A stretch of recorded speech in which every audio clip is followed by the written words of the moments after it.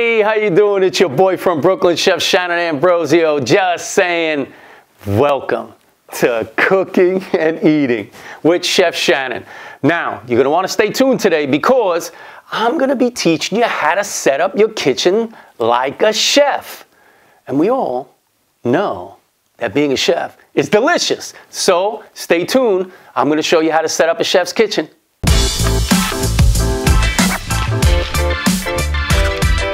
Whether you are a chef or you're not a chef, doesn't matter.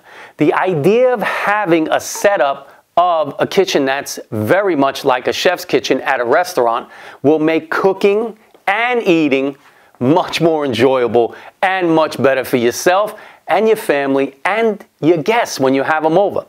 I'm going to show you what you need to do to have things on hand ready to go for you to cook like a chef.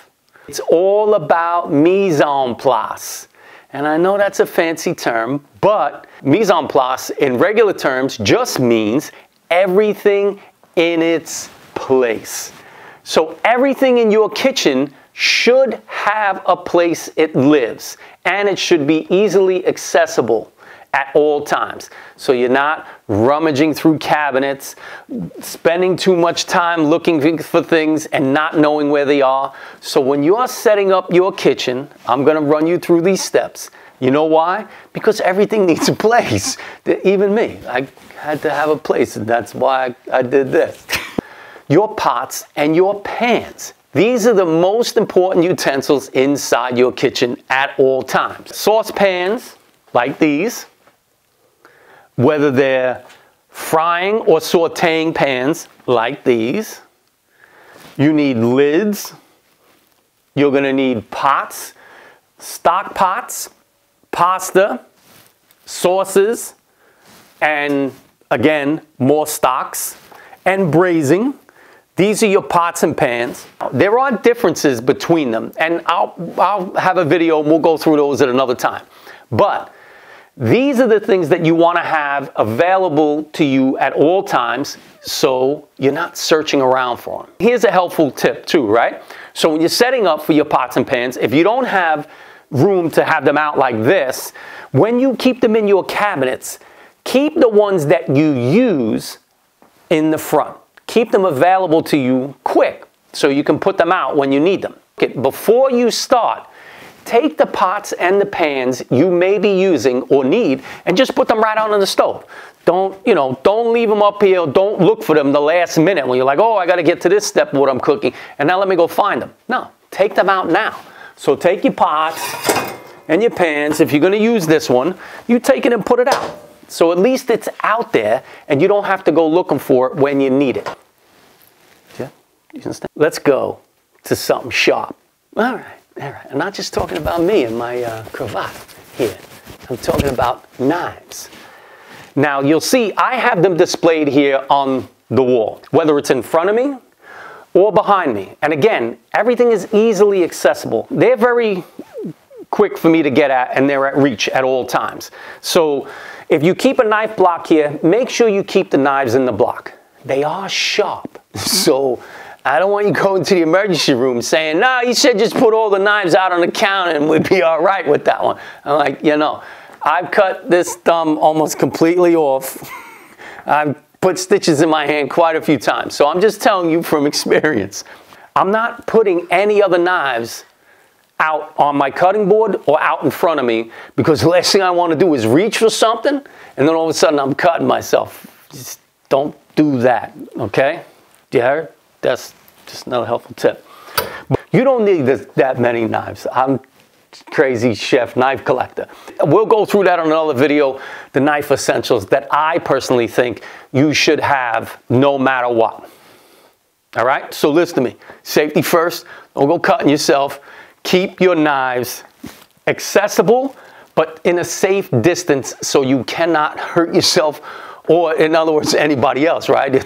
There's been knife fights inside the kitchens at restaurants. I'm not saying I've been involved, but let's just say. This is a steel. This is not a sharpener. This does not sharpen your knife, okay? What this does, what a steel does, and you need one, and you really should be steeling your knives at least once or twice every time you use them. Very important, because what a steel does is it keeps the blade straight. It keeps it straight so that when you're cutting, it stays even on the board, and when you're cutting things, they cut evenly, right? So that's extremely important. A sharp knife is the best thing you could have in your kitchen, because a dull knife really is bad. It, you know, like it doesn't cut through things, that's number one. And number two, you usually hurt yourself with a dull knife, right? Because if you're trying to force to cut something, 9 out of 10 times, it doesn't go in the direction you want it to go. You wind up, and that's how I cut my thumb. Because the knife wasn't sharp, and I went to cut through something, and the knife moved, and I cut almost the whole tip of my thumb off. Don't do that. It hurts. And don't Ginsu knives. Don't get no Ginsu knives and put them in your kitchen. That right there is a no-no. I like to keep certain things in front of me that I use every time I cook. Extremely important. So the most important, salt and pepper. Salt and pepper's here, and we're in effect. 1, 2, 3. All right, not that salt and pepper, but close enough. We'll get to that another time. All right, so pepper mill, not that ground up stuff. Stop buying that stuff in the container with the ground up black pepper. You don't know how old it is. You don't know where it came from. You don't know where it's been, how it's been processed. It's probably not even pepper anymore. They're probably just scooping dust up from the floor and throwing it in the bag. Don't do it. Peppercorns, right there. Fresh black pepper, cracked black pepper. I like pepper mills a lot. And this one right here is adjustable, so you can get different grinds on it. Rule of thumb, my rule of thumb, okay? Whole peppercorns, if you're making a stock, and usually they go inside your bouquet, 9 out of 10 times, or you throw whole peppercorns in there, because the peppercorns can be taken out. Fine grind your pepper in your food. Do not leave that coarse ground black pepper listen to me. Steak au poivre to me is a disaster, and I don't care what anybody says. I don't want peppercorns on my food. And salt. Salt, extremely important. Kosher salt. Get yourself some kosher salt. It's Passover and the holidays are coming too. There's kosher salt everywhere. But get kosher salt. Only way to go. It's better for you, and it really does what it's supposed to do. That iodized stuff, that MSG stuff, don't do that. Kosher salt, that's what you're using. Nice, coarse, ground, kosher salt. Now, there are different types of salt. You know, if you want to use fancy salts for certain dishes, or sprinkle a little bit of salt on the outside if you have some, you know, I don't know, Himalayan salt from somewhere underneath a cave on a tunnel somewhere, and some guy crawled for 17 days to go find, and you want to cook your steak or your veal scallopine on a nice block of salt, by all means, go do that. But what you need in the kitchen, easily to get to it every time, just some regular kosher salt right there. Get the red and white box right there. You understand what I'm saying? That's the good stuff. I keep certain spices and herbs in front of me because I use them a lot in my cooking. And you should do the same. If you have certain spices or herbs that you want to use all the time, keep them out in front of you, right? Because first of all, you'll see when they run out, you know, so you won't need it, and you won't need it and not have it, and have it and not need it, if that makes sense to you. Sometimes it makes sense to me, sometimes it doesn't. Sometimes I'm just talking shit, I don't know. But anyway, I keep certain spices and herbs out in front of me because I use them a lot. I use them often. Probably not in every dish, but often. So that's the other part of having these things in front of you. And here's another thing that I usually keep, not usually, always keep out on my station, is that I keep small little dishes.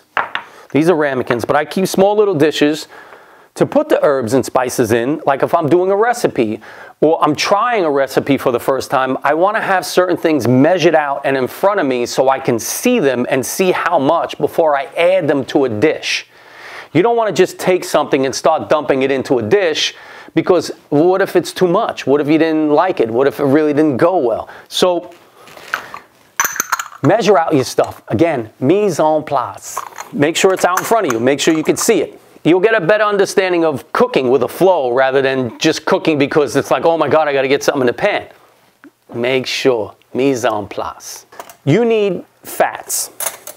9 out of 10 times. Fats are what you cook in, whether it's, I keep vegetable oil, I keep, this is the honey, honey. You know you are, honey. Honey, and I use honey a lot in my cooking. I have vegetable oil and olive oil with me all times, right?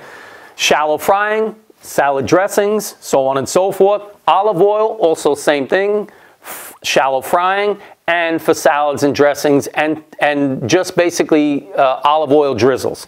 Love, they should be out. And get into a habit of finding squeeze bottles that you are happy with, okay? Because having these things in a big bottle and a big can and a jug underneath here, and you haven't touched it in 42 months, and then you pull it out and it's got oil all over and it's greasy and it's nasty, and don't do that, all right? Clean your stuff. But anyway, having this stuff out here in front of you is a great way to get things done quickly. Because you don't want to have to, you don't want something in this pan, you don't want to take a saute pan off of here, right? And you don't want to have something in here frying, and then all of a sudden it starts to get dry and it starts to smoke, and you're like, shit, I need oil or something, and you got to start digging down in the cabinet somewhere. If it's here, you pull the pan away, you take the oil, boom, it goes back on. Bob's your uncle, nobody knows better. So, that's what we're getting at here. We're teaching you how to set up chef's kitchen. And butter, right? I keep butter. There's none in here right now. That's the best butter ever right there. No butter. You got that butter? Everything butter. You know how it goes. Everything butter. Anyway, I keep my butter out, right? Here's this false thing that everybody has, they're always getting at. Oh, you can't leave butter out. It's because it's dairy. Oh, you can't leave butter out. No, leave your butter out. Don't keep it over the, don't keep it right next to the stove so it's, it's liquid, right? But keep it close enough and keep it out. You can keep butter sticks out, right? That's the way I do it. Keep butter sticks out. It's good at the end of a sauce, end of a gravy. You need a pat of butter, throw it in there. Frying with butter is a different story. We'll get to that another time. That's called ghee, or clarified butter. That's stuff that you really cook with. And it's a little bit better for you. You remove the milk solids in the waters and stuff like that. Utensils. You don't need a ton of them. And again, need to be out in front of you, okay? Let's go through them real quick. Boom. Okay? Let's go through them. You got, and these all fit in just a little, either Bain Marie or whatever. I got a little fancy here. Got a marble one. That's marble right there. But anyway, again, I have my steel out, remember? So let's do this real quick. Whisk. You need a whisk handy for whipping. For whipping. For whipping. That's it. All right. So I like to keep a zester, right, or microplane out in front of me when I'm cooking, especially close to the stove, right? So if I'm making a sauce or I'm sauteing a dish or something and I feel it's going to need a little something, a little acid or some oils and really clean tasting, zesting a lemon, zesting a lime or an orange or something like that, right inside your dish as you're cooking, you'll see the difference. The oils, the smell, everything. So I always keep one of these on hand right out in front of me. Very, very good thing to have, because it's like that unthought of utensil that nobody ever thinks of until it's like, oh wow, let me go look for that. And it's usually buried in the back of the drawer, all the way in the back, like you can't find it. It's like you put it there 17 years ago. But anyway, if you keep these utensils out in front of you, I guarantee you, you will use them more. You will be more apt to getting in there and trying to do different things with the utensils that you have right out in front of you. All right? Golden wooden spoon. You need a wooden spoon. Sunday gravy, Sunday sauce, tomato sauces, thick sauces, you need this spoon right here. On glazes, stuff like that. How do you know? It's got to be on the spoon. But anyway, One good wooden spoon. That's all you need right there, you know. And if you're bad, like when I was a kid, we should get it right on the wrist. Anyway, that's another story. You need a slotted spoon. Take stuff out of liquids to taste, like pasta and stuff like that. You need a slotted spoon. And to take stuff out, you know, that's in sauces or something that you don't want it drowning in the sauce. Slotted spoon. No slotted spoon. Solid spoon. Not just for spoon in, but spoon out. You know, taking stuff out of pots and pans and sauce pots and what have you. You know, you need a spoon, solid spoon. There you go. Boom. You need a ladle. Again, sauces. You want to get that sauce out of there and ladle it on something? Ladle. Ladle, ladle, ladle. Oh no, that's dreidel. Anyway, it's Passover, so I'm thinking about it. Ladle. Silicone spatulas. Extremely important. You need these spatulas. Don't buy the cheap ones right there because those things fall apart, right? And you need those for your non-stick pans. You have to have them, right? Because otherwise, you're going to be scratching this thing up. The last thing you want to do is be scratching this up. Especially if you spent, you know, $100, $200, you know, for a good pan. The last thing you want to do is scratch the surface. So, silicone. All right, all right. Spatula. Not bachelor, spatula. So spatula goes in. We did the steel already. Make sure you got a steel inside your jar. Very important. And here we go. The one thing that everybody has in their kitchen, but not like this. I like certain spatulas for a certain reason, right? I like this one too, because like I said before, it's not 17 feet wide, right? And it's only one spatula. You don't need 100 of them. You need one of them, right? You need a good metal spatula. And these good metal spatulas are great for cast iron. Okay? Let's do the cast iron real quick. You need good metal spatulas, right? Cast iron pans. You always need a metal spatula. It's good to get underneath. And the great thing about cast iron, and we'll go through the pots and pans another time in detail. Get the cast iron down in there. It's nice, you can get right down at the bottom, you don't have to worry about scratching anything, and the metal really holds up well. Has slots in it, or holes in it, right? If you're doing fish, or poaching, or frying, or shallow frying, you don't want a solid spatula, because that oil is going to sit there. So, something with slots. Boom, in there, flip, oil drains. Simple pimple, all right, all right. Just another helpful hint there from your boy. When I'm done with things, rule of thumb, knife, you finished using, boom, in the sink, wash,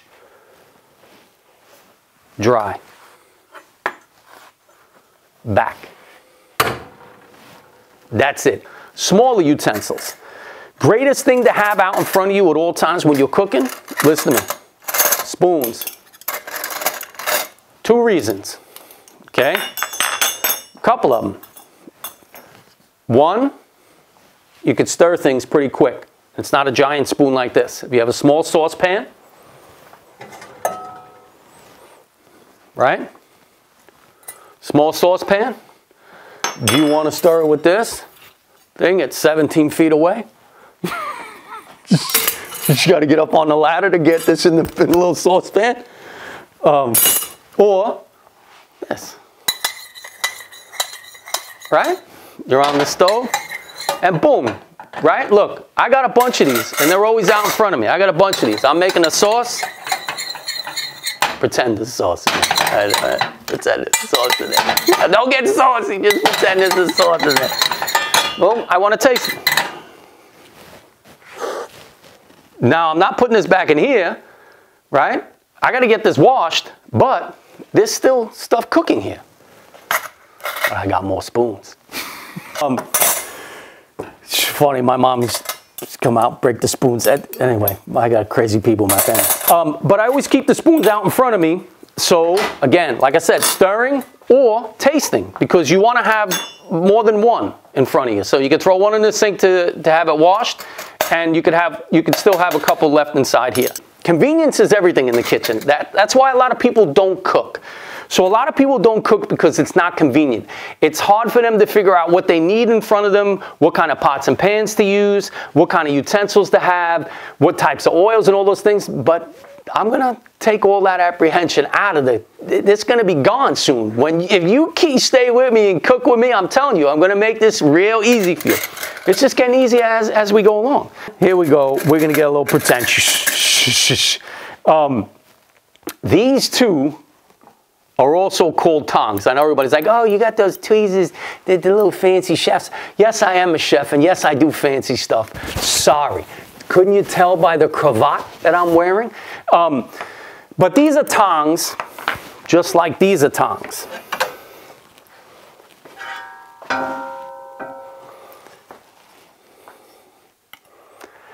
Tongs are tongs are tongs are tongs. These are tongs. But anyway, these right here give you the same ability to do what I was just explaining with the small spatula. And this gives you the ability to move things around in a pan, or if you're plating on a dish and you want to make it look nice, you're trying to wow somebody, impress somebody, you know, you want to put those little dainty things on there. Anyway, these will help you right here. Right? Don't go plucking nothing, no hairs nowhere with these right here, because you'd be nasty. I'd throw you out of my kitchen. Don't you get out of my kitchen now. All right. So that's what these are. Even though these look like the fancy ones, they are. But these are tongs, just like these are tongs. And these are tongs. Right? And you need the silicone ones for, again, your non-stick pans right here. You have to have these for your non-stick stuff. Again, try not to scratch these that much, because it's kind of important, you know, otherwise they're really non-stick. They're not non-stick. Don't not be non-stick. Don't be the silicone non-don. All right. Anyway, so those are tongs, just like these are tongs. And again, here's another tip. You know, I made it convenient because I built the whole kitchen here myself. But on your oven door, your tongs can live on your oven door. Easily accessible, especially for the top of the stove to get to what you got to get to, like a lobster claw. Anyway, I'll go back real quick just to let you know. These tops fit these saucepans. The tops that are down here fit these fry pans or these non-stick saute pans. And this one fits this pan. So you really should have a lid for all your pans. I happen to have a separate lid for every pan in case I'm using more than one of them at the same time. One small thing that I keep on my counter that not everybody has, and I don't know not everybody needs, but I like it. In a restaurant, you wouldn't need it, right? Because everything is stainless steel and you can just put your stuff right down there and it wipes clean real quick, right? But on your countertops, you don't want to dirty everything all the time. I really like, and I know a lot of people have them because they sell them everywhere, a spoon rest. Not that I want to take a rest, just get inside, but a spoon rest. So, you know, I mean, essentially, it's exactly what it's supposed to do.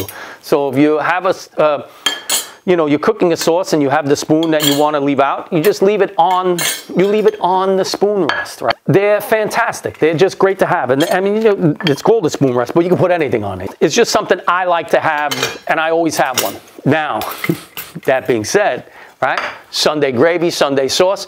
You know the can of tomatoes that it comes in, or if you're jarring your tomatoes for sauce, like one time a year, and you have a bunch of them down in the basement.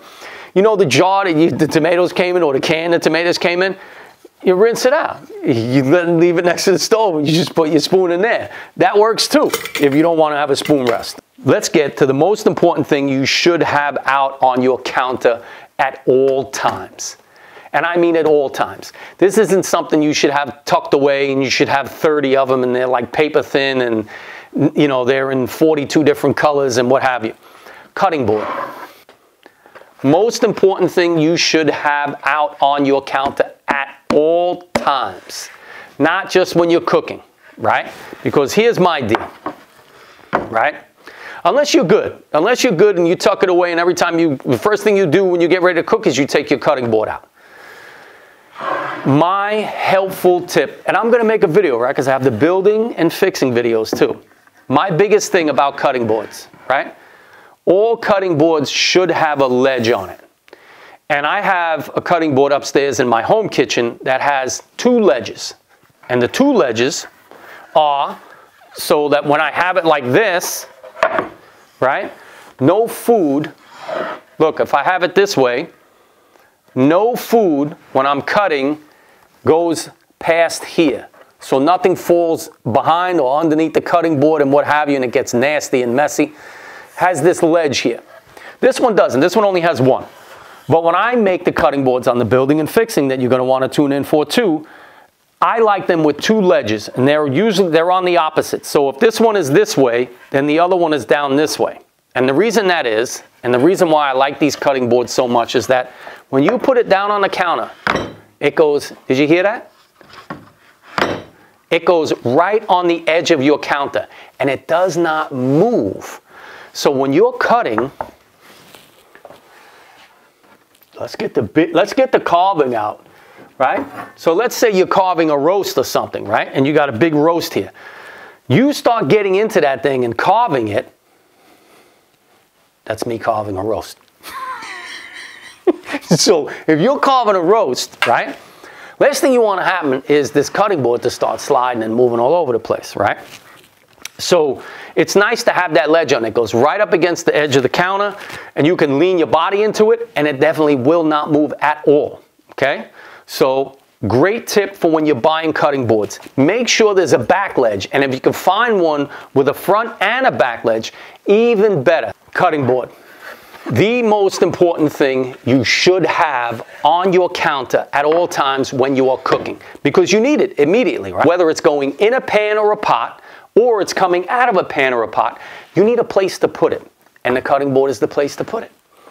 That's where you go. Another helpful tip from your boy from Brooklyn, Chef Shannon Ambrosia. Let me fix my cravat. Yeah. Chef's kitchen setup, pots and pans, easily accessible at all times. Next one for Chef's kitchen, knives. You need knives accessible and safely kept. Make sure your utensils are next to the stove. Do not have them in a drawer buried back here, and don't have 75 of the same thing. Make sure you have a good quality utensil, and they should be out and accessible for you immediately while you're cooking. Tongs are the most used utensil in a kitchen, and those should be easily accessible. Either keep them on your stove, on your oven door, or make sure they're inside your utensil holder. So this whole thing was an absolute pleasure, believe me when I tell you, to build. It was a lot of work, a lot of detail, and a lot of thought went into this thing in order to make it do what it does, in order for it to be mobile, and in order for me to have it do exactly what any other kitchen would do on a regular basis, right? Gas, water, electricity, the whole thing. So now that it's done, it's time for the cooking and eating videos to keep your meat moist. Now when you get in the kitchen, make sure you are paying attention to the things you're cooking. Make sure you're setting up your kitchen just like a chef would set it up. Make it easily accessible, and I guarantee you, you're going to cook a lot more. You'll enjoy your food a lot more. And people won't be talking about you in that green bean casserole thing you cooked and brought for somebody's potluck. Don't do that anymore. Now, stick around. Follow me on YouTube. Hit that subscribe button. This way you can see more of this content. And we're going to be doing some more cooking and eating with your boy from Brooklyn, Chef Shannon Ambrosio. Now that said, I got to go. I got nothing else to do except for get to cooking. Now go cook something, will you? I got to get out of here. That's it.